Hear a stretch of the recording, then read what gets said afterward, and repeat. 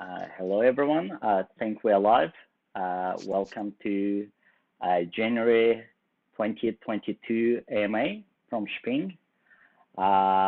We have with us Sam and Luke, who you met on our previous AMA.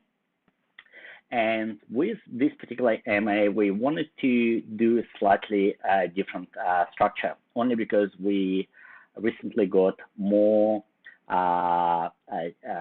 token holders and members of our community, and I thought it may be a good idea to do a bit of recapping, tell a bit more about the project, the product, where we're at, our future goals, and then towards the end we could cover off the questions. So the agenda that we'd like to propose is would be as follows. First, we'll start with some announcements, which would then follow with product overview. So we'll talk about the Shping app. We'll talk about the Shping for Brands, our offering for B2B offering, as well as Origins Trace, the product for traceability, which will explain, because not a lot of people have an understanding of that particular module. It's quite complex, so it would be good to give you guys a bit more information about that. Then we'll do a deeper dive into our USP, our value proposition for the app users. We'll talk about the shopping list. It's one of our new features, which is pretty much a big part of our solution and a big part of our future vision. So it would be great to give you a bit more understanding on how it works. We'll talk about value proposition for brands, our brands USP, the tokenomics, how the tokenomics works behind this project, what we are planning to achieve in 2022, and our vision on global expansion. And to finish off, as I mentioned, we'll do the AMA. We have a list of great questions that came through, and if any more questions are going to come through the session, we'll be glad to address them. So in terms of announcements, a lot of you already have heard about a great news on listing on Coinbase Pro on the exchange, as well as on Coinbase app. So the coin is available as part of the Coinbase app, so you can store your coins in the Coinbase wallet, and you can also trade coins using the app or on the exchange. So it's already been live. It's I think it's about a week ago that we're going live on Coinbase. Today we are going live on Probit, so we're very excited about that as well. I believe it's the trading will be enabled today as well, and the deposit should have been enabled already. So that's the announcement for the listing that happened in the last week. Now we want to give you a bit more understanding of who we are, how we started, and where we're currently at. So we started as a small startup in 2017, which has now grown into a trusted partner to hundreds of brands across different sectors: food and beverage, health, beauty, apparel categories. How we started the project, we identified that there was a real disconnect between the brands and their consumers. So typically brands, they don't know who is the actual end consumer. So they know their distributors, they know their retailers, but who is the actual person buying their product and using the product? Brands typically didn't have that information. And that's why we wanted to come up with the product that will enable brands to have visibility of the end consumer, being able to engage with that end consumer, but at the same time give consumers ability to reach out to brands that they use, maybe with feedback, maybe with recommendation, maybe with token of appreciation. It's just to create this channel of communication between us and the products we buy, something that didn't exist before. So we want to enable brands to share their stories, and each brand has their own story that they want consumers to know. And as a consumer, we're buying this product, we are keen to learn as much as possible about the products that we are buying or considering to purchase. As it stands, we already have over 2 billion trusted product attributes across 20 million products, which makes us a very compelling shopping companion app for the savvy shoppers. So there are three key modules that makes up our platform. One is the Shping app. So that's a B2C application, a consumer application available to anyone at this stage in Australia, but in the future potentially in other countries. So any shopper who wants to improve and enhance their shopping experience. Shping for Brands is a portal that enables brands who want to engage with those shoppers, who wants to be able to provide consumers with additional information, get the information from the consumers. So it's basically a window or a channel for brands to connect to the ecosystem. And the Origins Trace is the track and trace platform.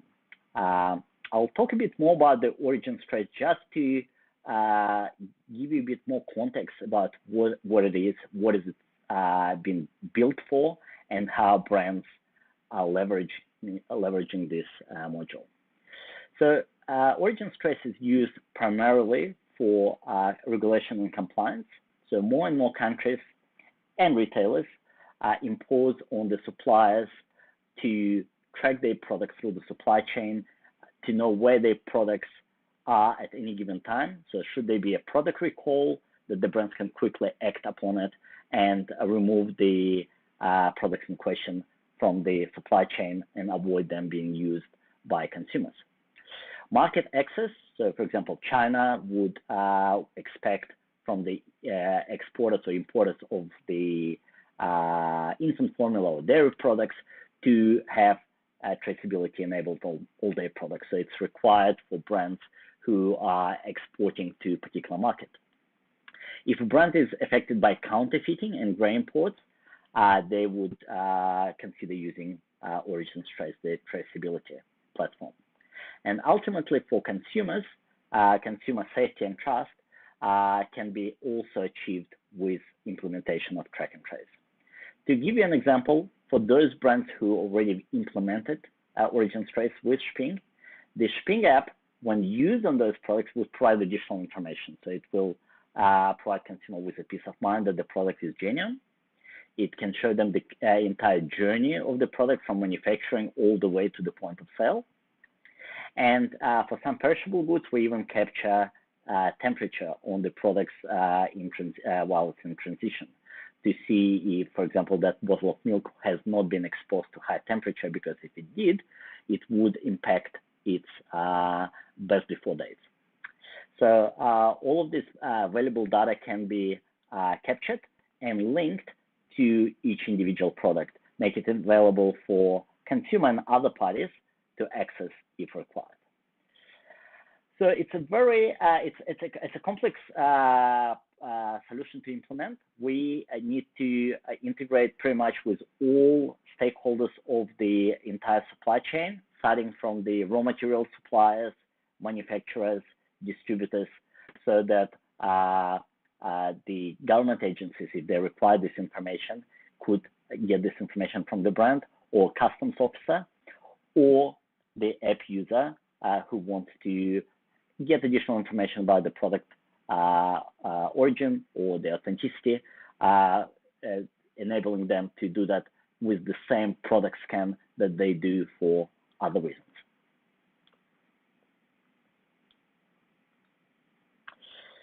So how do we do it, and what's the actual value proposition? So Shping, and I'll just read the text, it's sort of our brand positioning and how we pitch the app to the consumers. So Shping is a shopping super app that lets you save money where it counts, to live your best life how you want. Compare prices and maximize your savings across multiple stores. Plan and share your weekly shopping lists. get just what you want with real-world reviews. Best of all, get rewarded with every review you write and for every receipt you upload. So we position Shping as the world's first shopping super app. It helps you plan, save, earn, and all within one app. So you don't have to have multiple apps for storing your loyalty cards, storing your receipts. It's all within one app to help everyone to shop like a boss. I want to talk a bit more about shopping lists. So we recently launched shopping lists, and a lot of you have heard about this new functionality. But because a lot of the token holders are outside of Australia, they can't play with the app, they can't experience them themselves.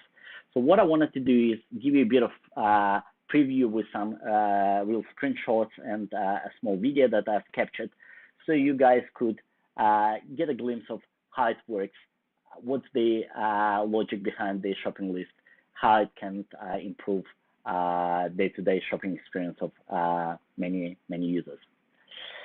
So our approach to shopping list was based on the fact that there are two types of products that we buy. One is the weekly item, the items that we buy every week, and it's part of our weekly shopping basket, and the occasional items, those that we buy maybe once a month, once a year.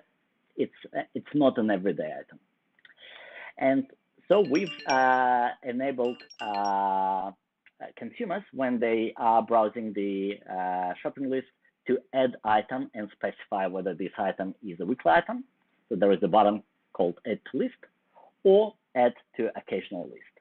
So that's pretty much all to it. When you build up your shopping list, you nominate which products are weekly, which ones are occasionally, you buy occasionally, and that will remember that for the next week. So when we create your shopping list for next week, it's automatically going to be auto-populated with the product that you buy on a weekly basis. So 80% of your shopping list is going to be ready from week to week.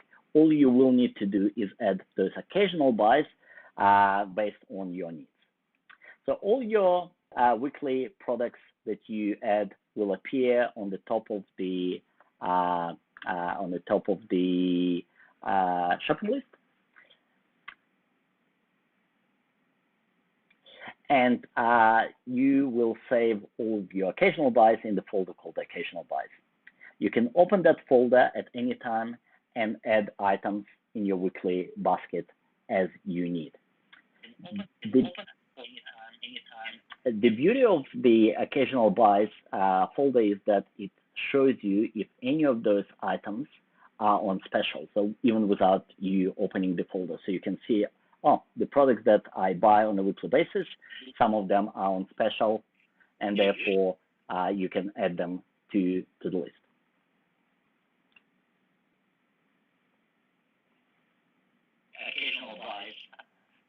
So this is the pre-recorded screen cast of mobile phone, so I'll just quickly talk you through it. So there are a lot of categories, so you can pick the category you want to browse or add products from, and I'll show you what it looks like. So let's say you click on the fruit and veggies. It will show you all the fruit and veggies. You could narrow down the search by going to subcategories and so on.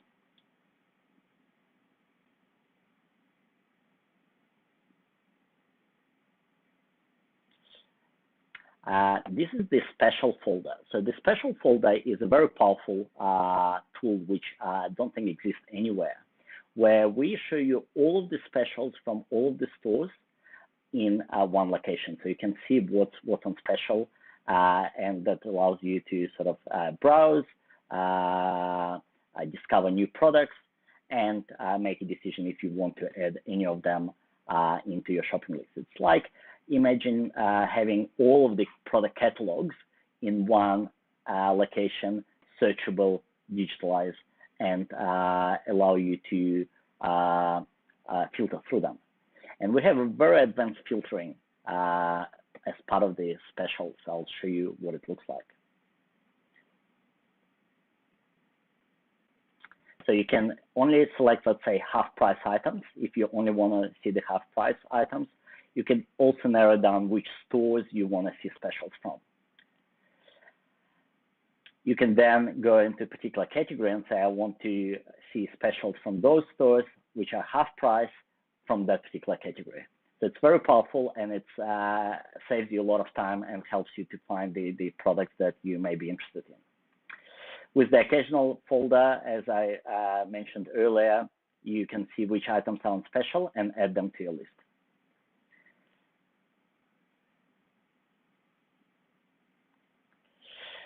Once your shopping list is ready, and once again, you pretty much do it in the beginning. It takes a bit longer because you need to populate all of your weekly buys, all of your occasional buys. But once this is done on your week-to-week basis, it's pretty much ready for you every week.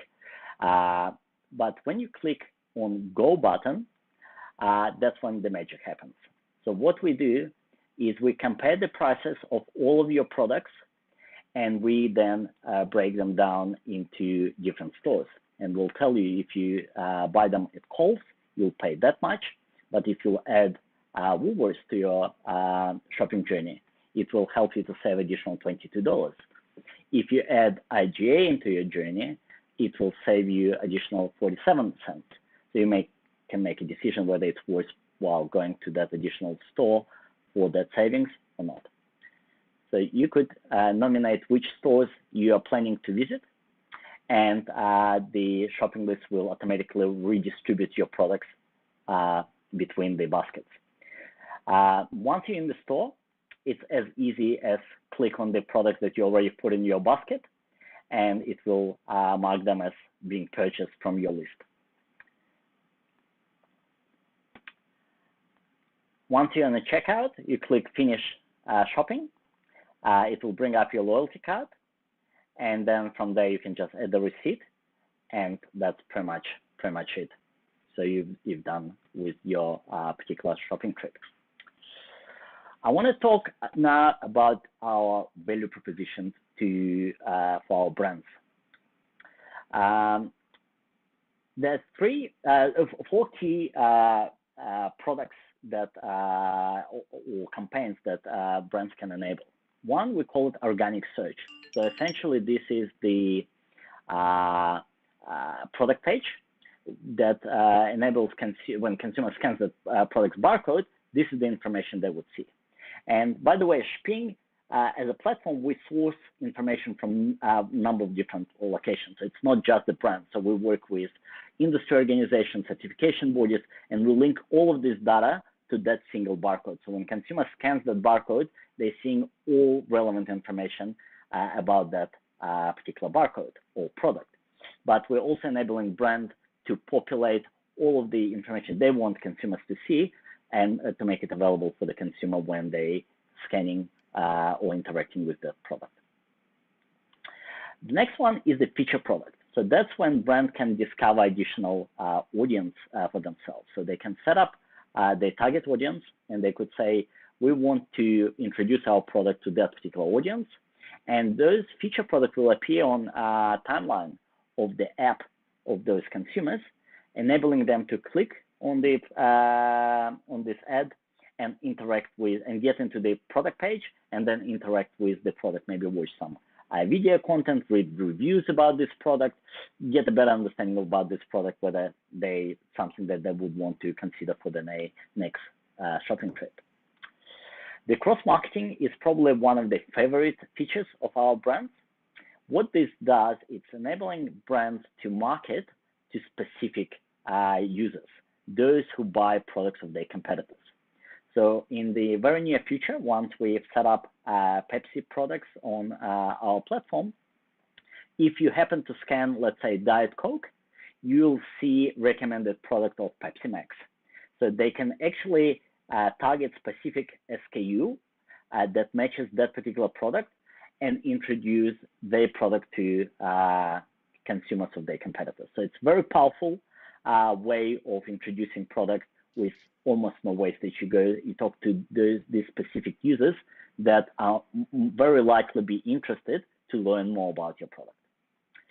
And we also have the paired products. So paired products works slightly different. So you as a brand can pick the products that your product would go well with. So for example, if you selling cheese, you can market on a particular wine. If you're selling baby wipes, you maybe want to market to other baby products such as nappies and so on. So it enables brands to also introduce their product at the right time to the right audience. The reason why our platform is so powerful and so appealing for our brands is our access to in-depth analytics, understanding of our consumers' demographic, transactional data, as well as the post-purchase information. Not only it allows brands to do, when they're targeting a particular consumer, they can use all of those attributes to go and talk to the right consumers who are most likely be interested in their product and most likely be interested in buying their product, instead of wasting their marketing budget on talking to the wrong audience. But at the same time, we're able to provide them with important industry data, something that they're currently spending a lot of money buying from retailers. And now we can also play in that space and offer that service to our brands.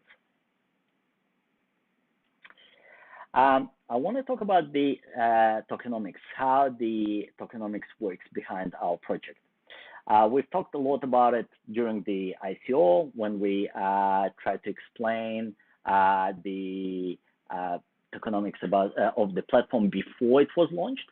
But now that it's been launched, we happy to say that we learned a lot about the model, and we are happy to present the working tokenomics that now works and live on the platform.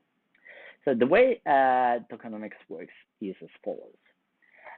When the app user scanning or interacting with the product of our partner brand, they earn rewards for these interactions. So brand would get coins from the exchange and pass them to the app user for their engagement. So whether the consumer have watched a video or written a review, they earn rewards for all of those actions.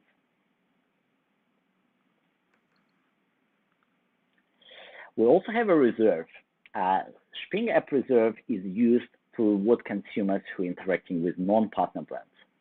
So we deliver a consistent experience to consumers, whether they're buying or scanning a partner brand or non-partner brand products, by using the reserve and providing them with those rewards for the interaction. Ultimately, we want most of the brands to be our partner brands, so we don't have to use the reserve, and most of the coins are paid out by the brands. But considering that we have a long way to go with the international expansion, that reserve we're going to rely on for quite some time. So as I mentioned, our model, monetization model with the brands is we are charging brands per engagement for each event that's taking place. So for example, if someone have scanned the barcode and then clicked on a particular link or watched the video or simply saw an ad, written review, there is a fee that we charge brands for that interaction. Once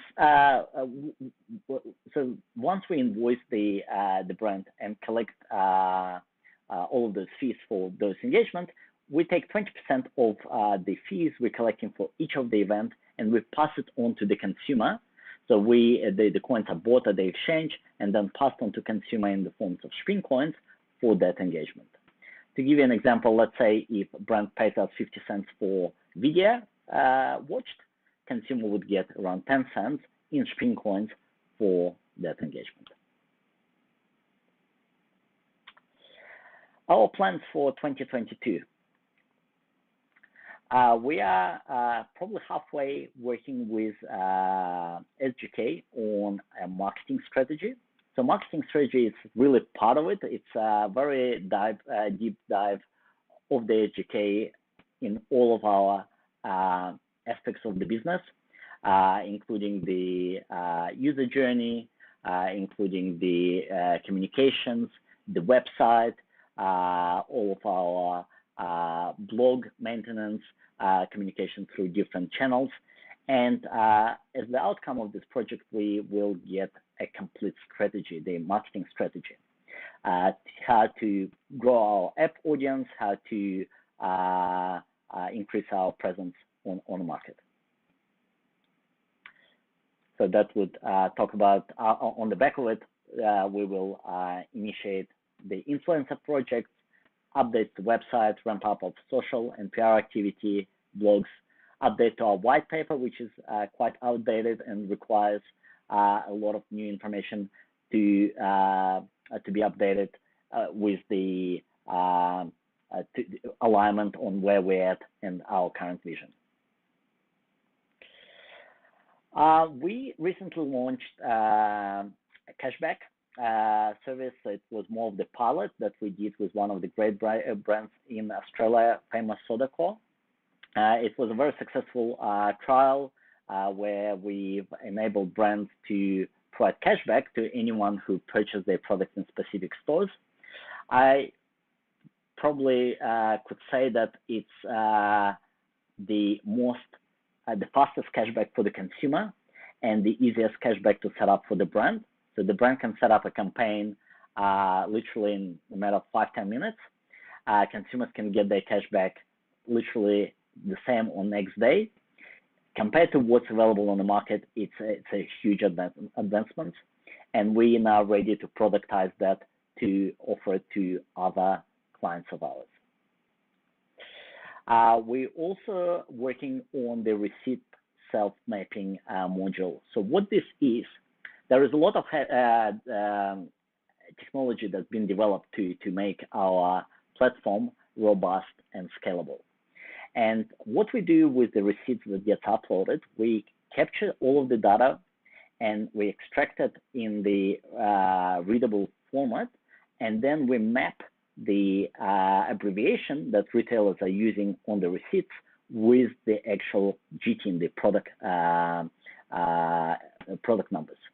This is done so that next time we see that particular name on another receipt that's been uploaded, we can count that purchase, attribute that to that particular consumer, report it back to the brand, so we get a complete visibility of the purchases, so we don't treat those receipts as just images or some pictures.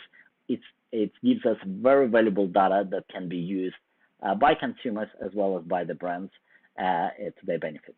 So as a consumer, for example, you could search for an item that you purchased maybe 2 years ago and quickly find that particular receipt. So it's very, very powerful for the consumers. So the mapping is currently done it's a manual work that's done by our team, where we map those products. It needs to be done once, but nevertheless, it still takes a lot of time to map the receipt description to the barcode. What we've developed is to enable consumers to help us with this self-mapping. It's going to be very easy for the consumer to assist us, gives them another opportunity to earn additional rewards, but at the same time, it will reduce the workload on us and makes us a lot more scalable, allow us to grow faster without proportionally increasing our human resource needs. We're also working on another feature called Meals Planner. I'm not going to talk a lot about it because it's still in the refinement process. But what this is, it's the ability for consumers to build a meal planner for a week and automatically get the items they need for that meal planning into their shopping basket. So it's just an addition to our existing shopping list to make it a bit more compelling for consumers to use. Retail portal, once again, still in early stage. I'm not going to talk a lot about it, but just in general terms, it's a product that we plan to offer retailers, smaller retailers, who currently don't have loyalty systems in place, who want to be able to play in that space and want to be able to engage with foot traffic, the consumers who work through their store, and have the same tools that big guys have, but they currently cannot do it economically, considering the size of that particular retailer. We're also developing our proprietary technology for image recognition. So we're heavily dependent on image recognition. Currently, we're using Google services for that, but Google services have specific limitations that we've decided that it would be worthwhile for us to invest and build our own proprietary technology to improve our image recognition, because once again, it plays a very big role of data enhancements for our products, and that's something that we're working on in 2022. We often get asked a question about the global expansion, and so I wanted to touch on this question. I believe it's going to be also part of the AMA question that we're going to talk through shortly. So in terms of the growth potential in Australia, we're still at our very early stage. There is a lot more that we are planning to do here in Australia, and I would say at least 95% potential growth from where we're at, if not more. But looking at the big picture, Australia represents less than 1% of our global potential.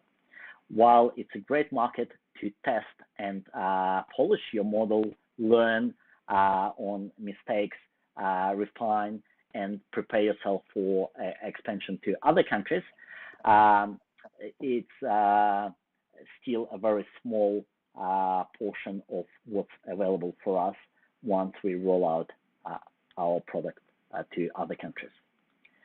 So we made a conscious decision that before we start moving to other countries, we want to have specific milestones reached.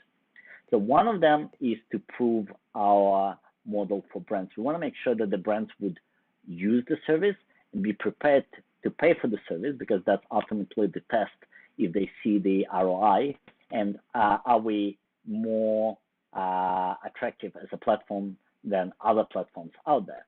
So that was very important milestone for us, and I can say that we have an amazing response from our brands.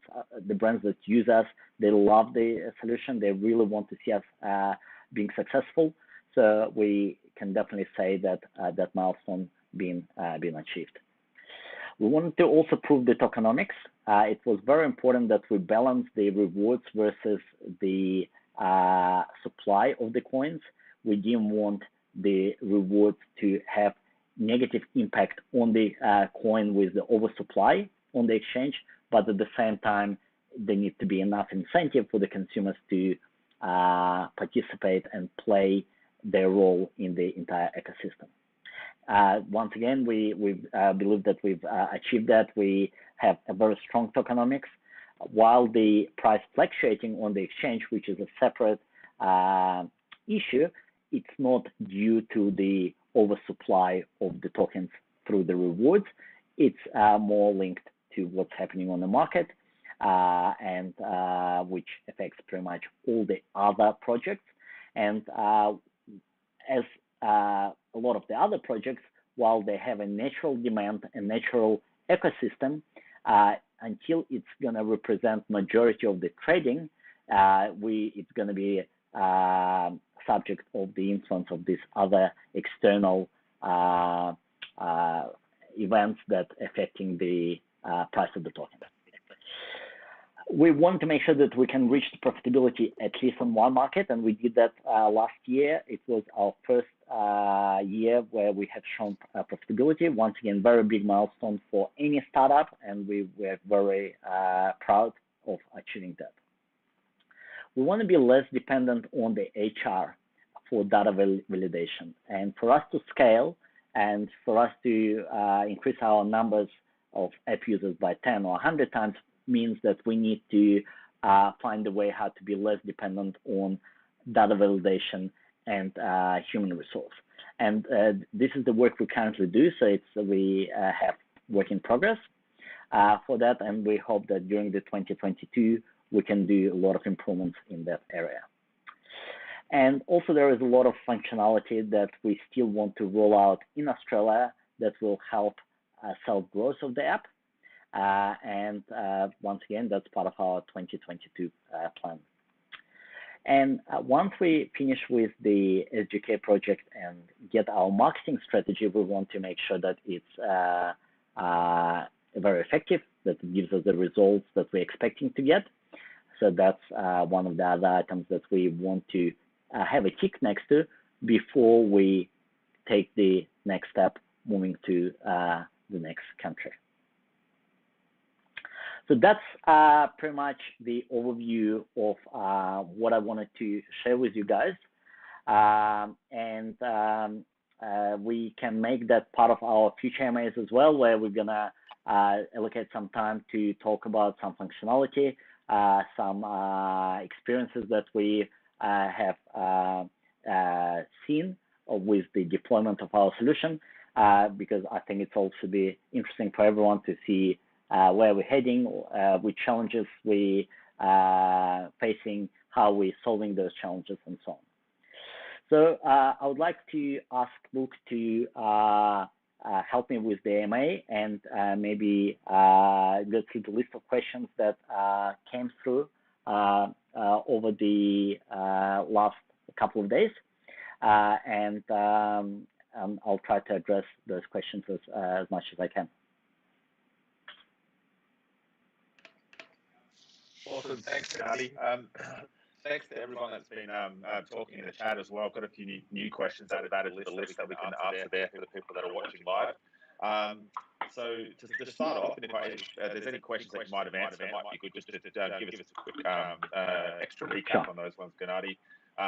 But to get started, just a couple of questions were around Shping being active on places like Twitter and Reddit. A few people have said they haven't seen many of these big announcements on those platforms. What it look like for those kind of platforms? Certainly, and we actually realized that we need to be a lot more active in different channels, particularly those that where our community is getting a lot of the information from.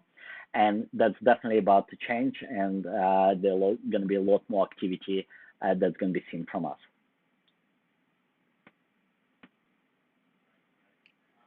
Great. And you might have touched base on these next two questions just briefly, but I thought it might be good to recap. Is how soon or what are the plans for the app being available overseas, and in which countries might it be available first? Anything you could share on that? Certainly. So I think the decision on the international expansion is going to be more formalized towards the end of the year. At this stage, I cannot mention which countries we will go in first. We're actually considering a couple of countries to pick one of them to be our next destination, but it's a bit premature to mention anything at this stage. And on the roadmap, what's the I have a few people did mention that the roadmap I needed an update on the website. And is that going to be available soon? Yes, we're actually doing complete redesign of our website, part of the SGK project. As part of it, we obviously will be updated with all of the latest roadmap items, the completed as well as the upcoming. And just to I think we've mentioned a little bit around the paid partner brands. There was a question in the YouTube chat from MOBR85. They asked if a brand doesn't participate or pay for our services, can they still get awarded the coins, the scans, and are they still able to rate the product? So is it still worth it for them to engage? Certainly, yes, and that's where we use the reserve. Is that we enable consumers to rate, review products, regardless whether we work with the brand or not. Not only it's helping other consumers who's buying that product, they want to see reviews, not only from the partner brands. And I must say that we have a lot of reviews on non-partner brands. In fact, that's one of the appeal that brands seeing when joining us, that when they join the platform, there's already a pool of reviews in relation to their products already been done.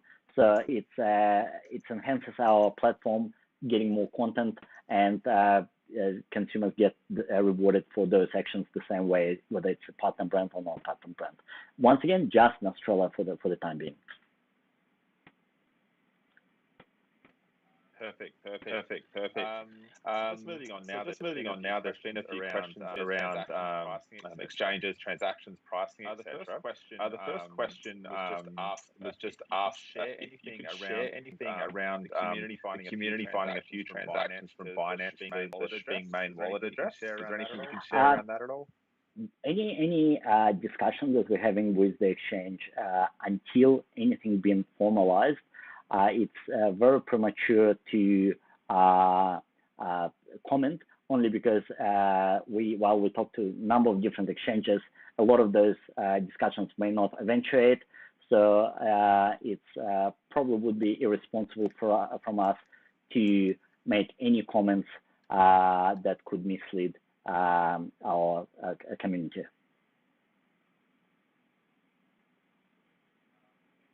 Perfect. A few people are saying my mic is feeding back a little bit. So just to adjust that a little bit. The next question was Coinbase. Was that a surprise listing? It wasn't a surprise listing in general, only because we have applied and we have supplied a lot of information to Coinbase to be listed. What was a surprise, the date. We were aiming to be listed today, because we wanted to be to go live coincide with our AMA. So that's happened a bit earlier. But other than that, we knew that that's coming. Great. And a couple of questions around CoinSpot.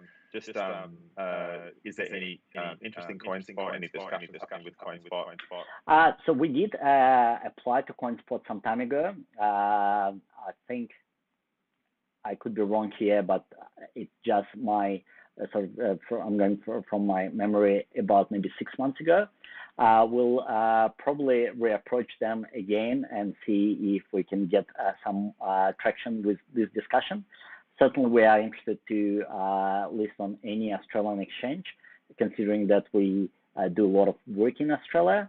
But at this stage, that's all I can say.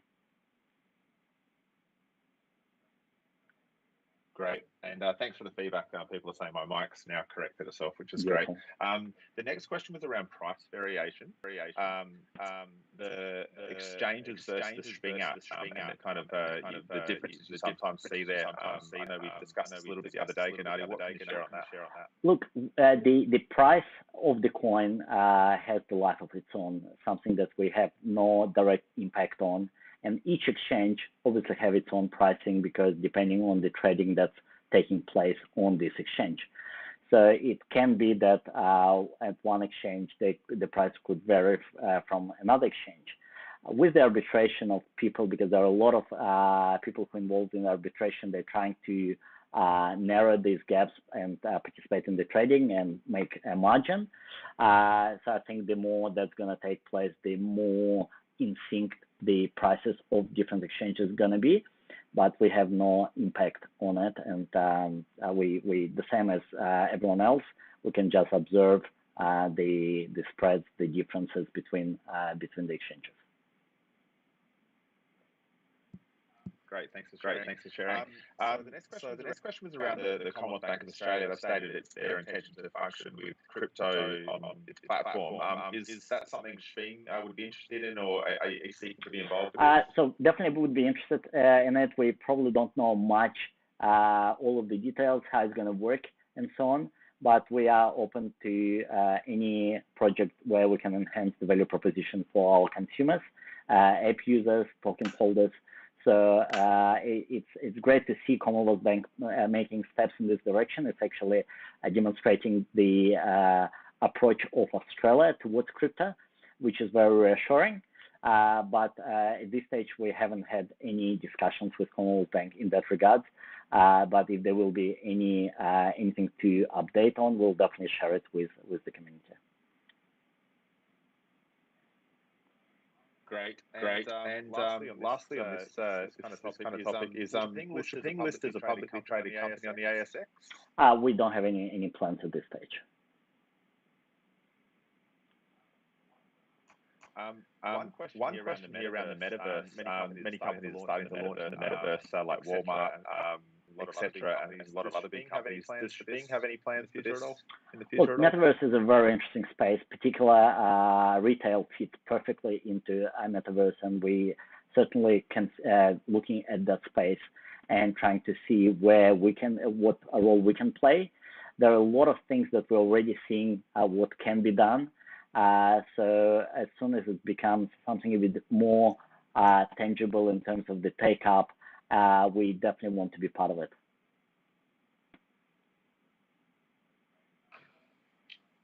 Great. So moving on now to tokens and security-based topics.